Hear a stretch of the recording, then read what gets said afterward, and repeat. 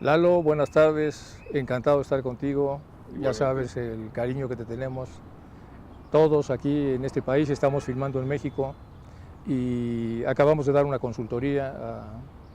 Y como producto de esta consultoría yo te quiero preguntar, dijiste una de esas genialidades que sueles decir, en el sentido de que hay políticos, hay líderes políticos y empresariales que hacen las cosas muy bien, pero las comunican mal. Entonces la frase es, pues lo hacemos bien, pero lo comunicamos mal. ¿Qué podemos hacer con esto? Pues lo primero es reconocer, ¿no? Reconocer que lo comunicamos mal, ¿no? Y cómo es posible que alguien que lo haga muy bien, ¿no?, pueda tener el ejercicio de reflexión o el momento de serenidad para decir que son dos cosas completamente distintas, ¿no? Una cosa es el hacer y otra es el comunicar. Y, y yo creo que muchas veces nos han educado, yo lo digo a mi manera, les digo a mis alumnos, y algunos son de 40, 50 y 82 años, que en cualquier edad de la vida se puede aprender. Yo les digo, tú eres de los ingenuos que crees que porque tienes la razón te van a dar la razón. Nos educan en unas ingenuidades. Esta es muy importante, de que porque cuando tienes la razón, pues ya está todo hecho, y no es verdad. La razón te la dan cuando les interesa, y por lo tanto tienes que hacer los deberes de lo que les interesa. Aquí no se trata de ser creadores o innovadores solo desde el lado de la oferta. Yo creo que nos han engañado cuando nos explicaron la ley de la oferta y la demanda. Nos tenían que haber explicado la ley de la demanda y la oferta, que es la que realmente aplica y funciona, ¿no? Yo muchas veces digo que yo soy profesor de lo que funciona y de lo que no funciona, ¿no? Y en ese punto yo lo que veo es que los empresarios no se han parado a pensar en la comunicación. Y cuando se paran a pensar en la comunicación y preguntan a alguien que sepa de comunicación, como yo he hecho en los últimos 10 años, lo primero que te dicen es que los que no sabíamos de comunicación ponemos la comunicación al final del proyecto. Y los que saben de comunicación dicen que la comunicación hay que ponerla al principio del proyecto. Y eso no es más que un clic. ¿Por qué? Porque lo importante no es la oferta, lo importante no es el producto, lo importante es el mercado. Lo importante es si esto va a gustar o no va a gustar. Y cada vez más el mundo es muy adulto, y cada vez es más educado, y cada vez es más exigente, y al mismo tiempo eso no es una complicación, porque al mismo tiempo que es más educado y más exigente, tiene más ganas de participar. Y para comunicar bien, la única cosa que tienes que hacer es escuchar lo que quiere la demanda, lo que quiere tu stakeholder, lo que quiere ese cliente del que dices que estás a su servicio, pero nunca lo preguntas lo que quiere. Yo pongo un ejemplo muy claro. Mientras los niños son pequeños, tú puedes decidir con tu mujer dónde vais de vacaciones todos. Pero cuando los niños son adolescentes, como no les preguntes y consensúes de alguna manera dónde vais a ir, eso no van a ser unas vacaciones. Y creo que esa sensibilidad a preguntar lo que, oiga, ¿cómo le gustaría yo que le trasladara esto? O esa humildad de profesor, que es preguntarle al alumno, ¿usted qué quiere aprender? Porque yo estoy al su servicio con mayúsculas, y yo veo que mucha gente, para esas personas es solo una palabra, porque no dan participación, no escuchan y no preguntan, ¿no? Esa sería una primera aproximación al tema de la comunicación. La segunda es que las personas que saben de algo, no se sabe por qué, pero se enrollan una barbaridad. Y entonces yo les digo a mis alumnos, que saben mucho, que lo que no seas capaz de contar en un minuto no te lo sabes. Porque tenemos que ser capaces, mi asignatura y la tuya son de síntesis, y tienes muy poco tiempo para transmitir lo que quieres decir, y esa es una recomendación también, ¿no? Además de poner la comunicación al principio, intentar sintetizar lo que dices. Saber comunicar. que es saber comunicar y en primer lugar es que tienes muy poco tiempo para comunicar y tienes que aprovechar esas ventanas de oportunidad.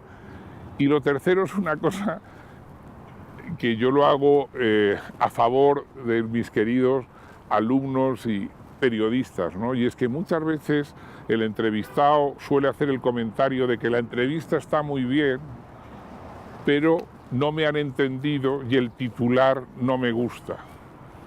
Bueno, pues la recomendación está clara, en el momento en que reconoces eso y eres una persona responsable, que no te da por repartir culpas, lo que tienes que hacer a partir de ahora es prepara titulares.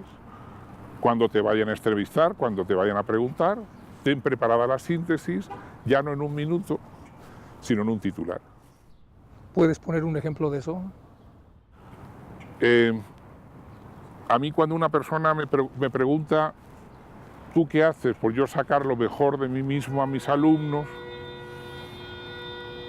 ¿Y qué es lo que les dices a tus alumnos cuando intentas? Pues lo que les digo es que no hay nada más innovador que ser uno mismo. Y eso es un titular en sí mismo. No hay nada más innovador que ser uno mismo, lo que cuesta es atreverse.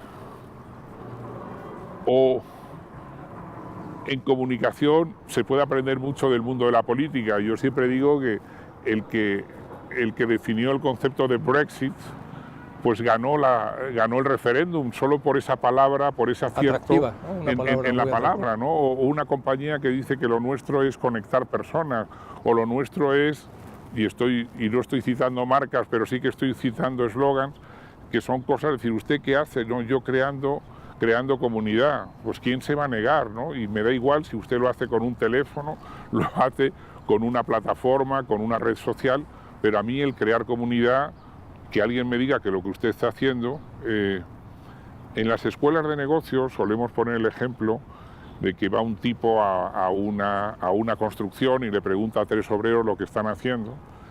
El primero dice, yo estoy aquí poniendo ladrillos, el segundo dice, yo estoy aquí sacando económicamente adelante a mi familia, y el tercero dice, yo estoy aquí construyendo una catedral.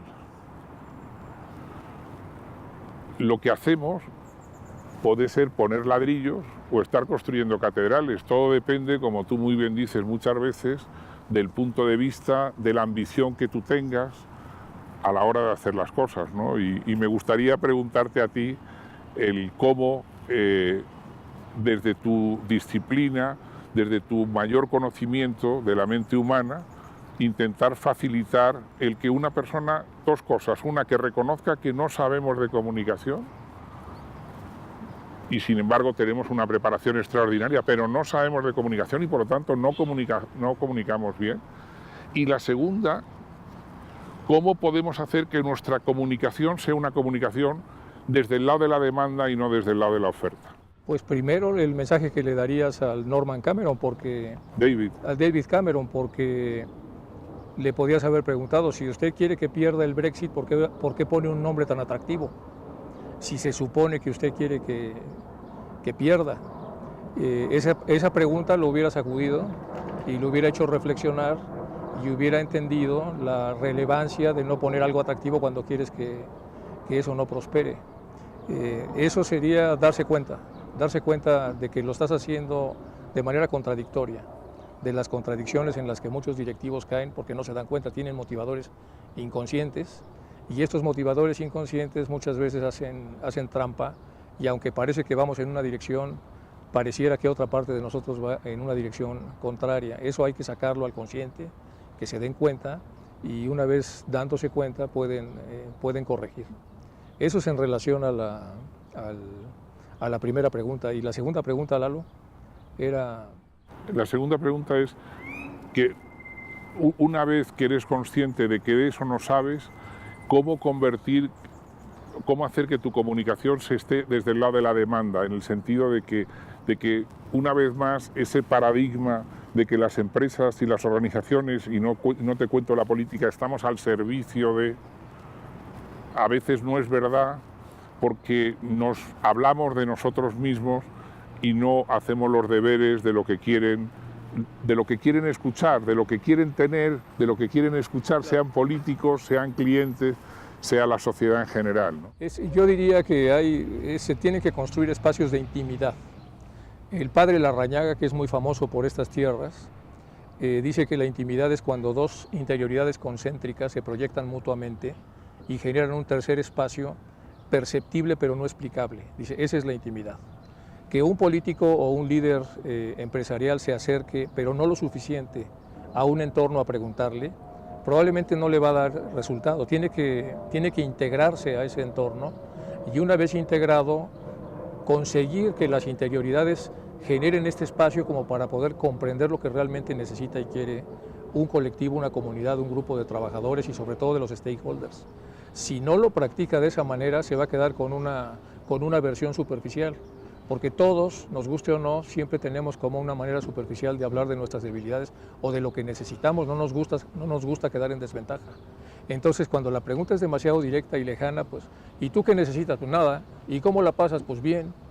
Entonces tenemos que bucear en mayor profundidad, generar este espacio del que habla Larrañaga, y una vez generado le dicen, mira, la verdad no lo estoy pasando bien, lo estoy pasando fatal, el banco, los intereses, a mí me vendría muy bien a lo mejor una prórroga con los pagos, a mí me vendría muy bien el defender a mis trabajadores, pero no puedo hacerlo a menos que negocie con ellos el tema de las prestaciones que tienen, y eso no lo vamos a obtener con una pregunta directa ni con una pregunta lejana.